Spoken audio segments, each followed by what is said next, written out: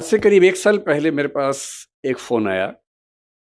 मैं मंच पर तो बोल लेता हूँ, वैसे निजी जीवन में बहुत ही संकोची व्यक्ति हूँ, बहुत ही अंतर्मुखी हूँ और मुझे कोई खींच के बाहर ना लाए तो मैं 1-1 महीना अपने रूम में बैठ के पढ़ता रहता हूँ। मुझे मुझे लगता है कि एकांत में जो सुख है, वो सुख मुझे मिलता नहीं बाहर।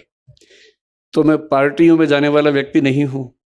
किसी का जन्मदिन, किसी की शादी में मुझे बुलावा है तो मैं तुरंत सोचता हूँ कि क्या बहाना लगाऊँ कि ना जाना पड़े मुझे। तो मैं ऐसा हूँ, दरअसल हूँ, ये मेरा स्वभाव है। और मेरी टीम को ये पता है कि जब भी कोई इनविटेशन आए, आमंत्रण आए तो कैसे मना करना है। उनको पूरी उसकी विधि पता है मना करने की, कि किसी का अपमान भूल के भी ना हो, पूरे सम्मान के साथ, विनम्रता के साथ कैसे मना करना है, तो वो विधि हमने बना रखी है। तो 1 साल पहले एक फ़ोन आया हमारे साथी के पास और उन्होंने मुझे कहा कि गंगाराम अस्पताल के एक बहुत सीनियर डॉक्टर हैं, वो मिलना चाह रहे हैं, डॉक्टर सुरेश सिंघवी। मैं ईमानदारी से बता रहा हूँ कि जैसे ही मुझे पता लगा गंगाराम के वरिष्ठ डॉक्टर हैं, तो मेरे मन में एक लालच का भाव पैदा हुआ। मुझे लगा अब मेरी उम्र 50, अब मैं 51 का हूँ, तब 50 का था। मुझे लगा कुछ साल के बाद ज़रूरत पड़ेगी गंगाराम की मुझे। तो अगर गंगाराम में एक आध सीनियर डॉक्टर से परिचय हो जाएगा, तो ठीक ही रहेगा। जब नौबत आएगी तो सीधे एंट्री मिल जाएगी, एडमिशन सीधे मिल जाएगा। तो मैंने कहा ऐसा है तो मिल लेते हैं। तो मुझे लगा कि मैं जाके मिलूँगा, लेकिन डॉक्टर साहब इतने विनम्र हैं कि वो मिलने आए मुझसे।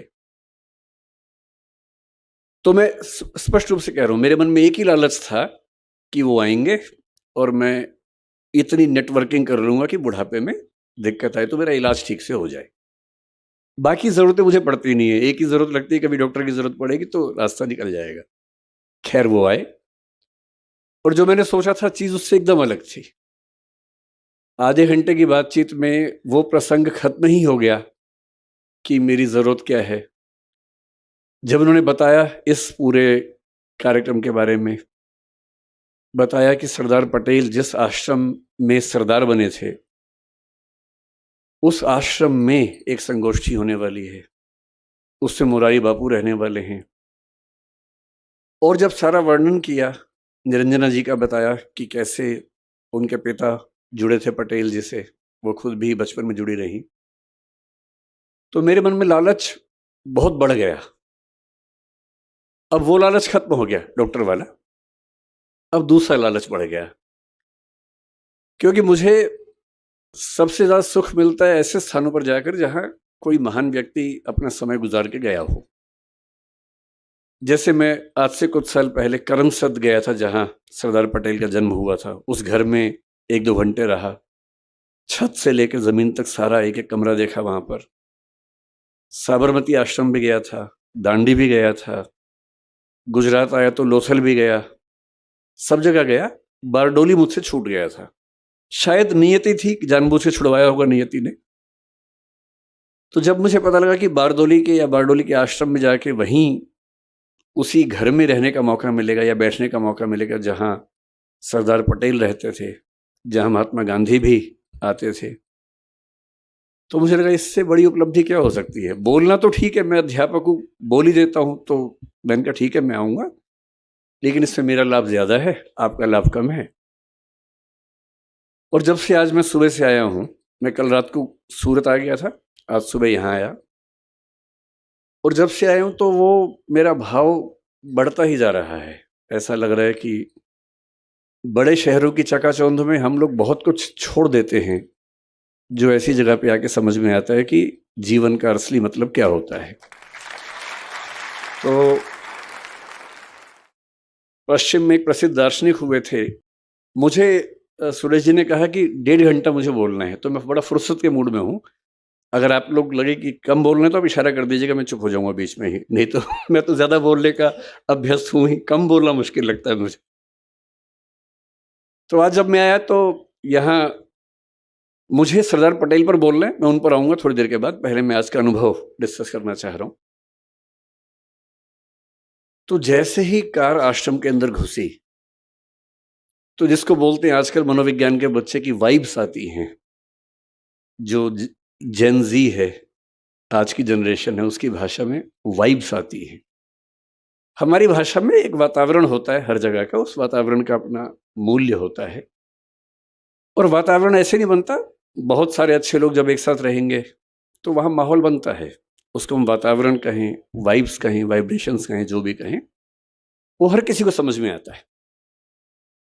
तो जैसे ही मैं उस स्कूल के अंदर घुसा मुझे लगा कि ये कुछ तो अलग है।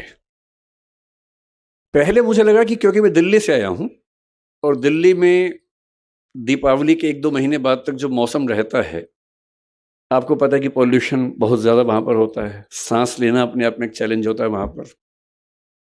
तो मुझे लगा शायद यहाँ हवा साफ सुथरी है और क्योंकि मैं दिल्ली से आया हूँ इसलिए मुझे बहुत ज़्यादा अंतर महसूस हो रहा है। पर मामला सिर्फ बाहर की हवा का नहीं, अंदर की हवा का भी है। और दिल्ली में जो लोग हैं उनके बाहर के साथ साथ अंदर की हवा भी खराब हो जाती है। एक शायर ने दिल्ली के बारे में बड़ा अच्छा लिखा है, जो मैं हर दीपावली के बाद अपने घर में सुनाता रहता हूँ सबको।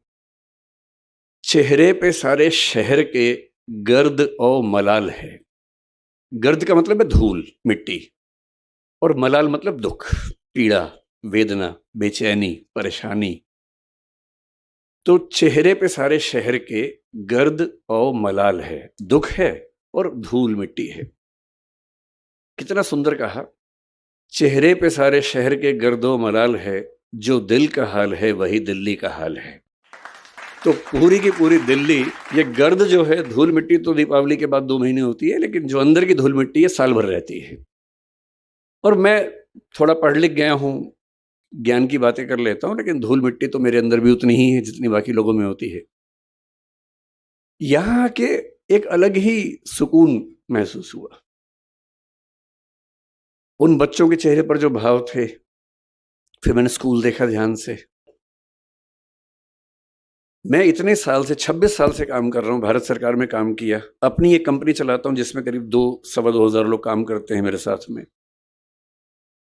और अचानक मैंने एक ऑफिस देखा स्कूल का, जिस ऑफिस में प्रिंसिपल से लेकर क्लर्क तक सब एक ही कमरे में बैठते हैं, कोई हिरार्की ही नहीं है।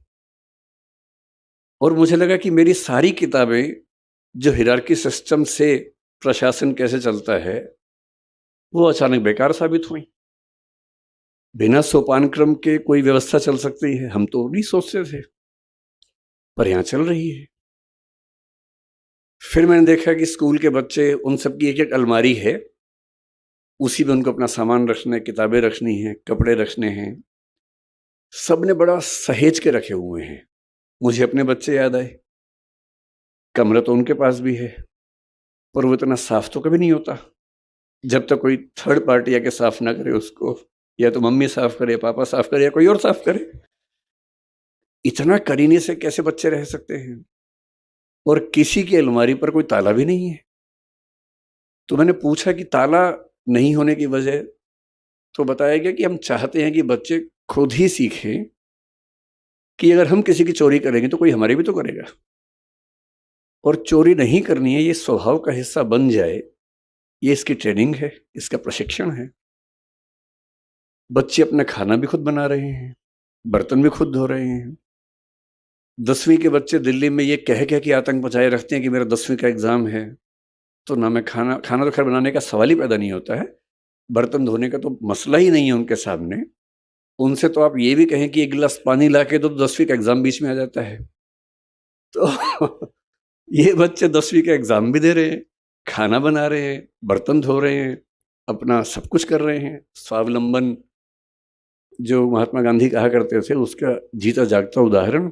और उसके बाद बच्चों के चेहरे पर ऐसा सुकून है, जो सुकून दिल्ली के वीडियो गेम खेलते बच्चों के चेहरे पर कभी नहीं दिखता है। तो मुझे कभी कभी क्या होता है, मैं जिक्र कर रहा था कि पश्चिमी दार्शनिक हुआ हेडेगर नाम के, 20वीं शताब्दी की शुरुआत में ही, जर्मनी की बात है, जब जर्मनी विश्व युद्धों की दुनिया में आ गया था, उस समय की बात है। उन्होंने एक बड़ी गहरी बात कही।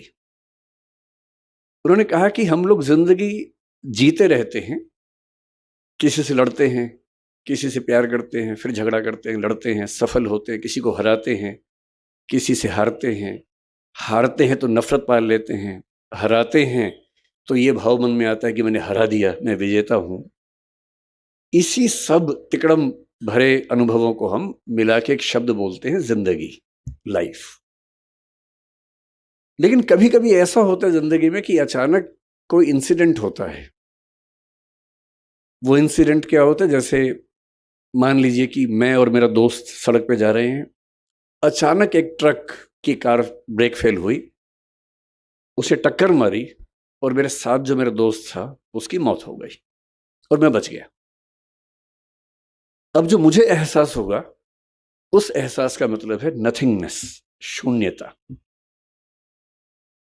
उस मोमेंट पे, उस क्षण में ये लगता है कि क्या है जिंदगी में ऐसा, और मैं जो इकट्ठा करने में लगा हूं, मैं जो ताकत के पीछे भाग रहा हूं, मैं जिस 8 साल बाद की प्रमोशन के लिए अभी से रात दिन जुटा हुआ हूं, ये सब तो 1 सेकंड का खत्म होने का वाला खेल है।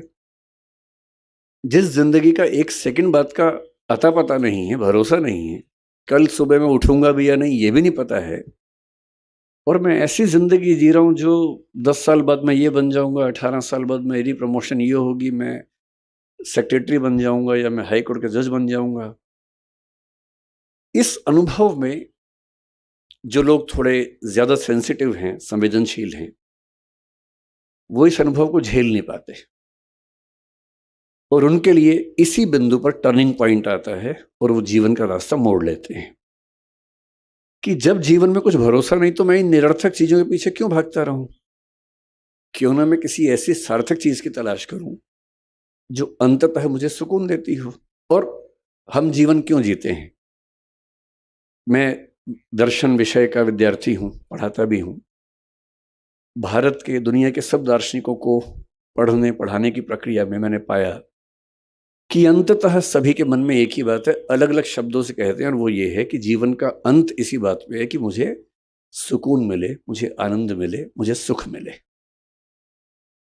और सारे भौतिक सुखों के बाद, देश की राजधानी की सारी ताकत को देखने समझने के बाद, अगर उससे ज्यादा सुकून बारडोली के आश्रम में है, तो इसका मतलब है कि जीवन का सही अर्थ तो यहां आके खुलेगा, वहां तो नहीं खुलेगा।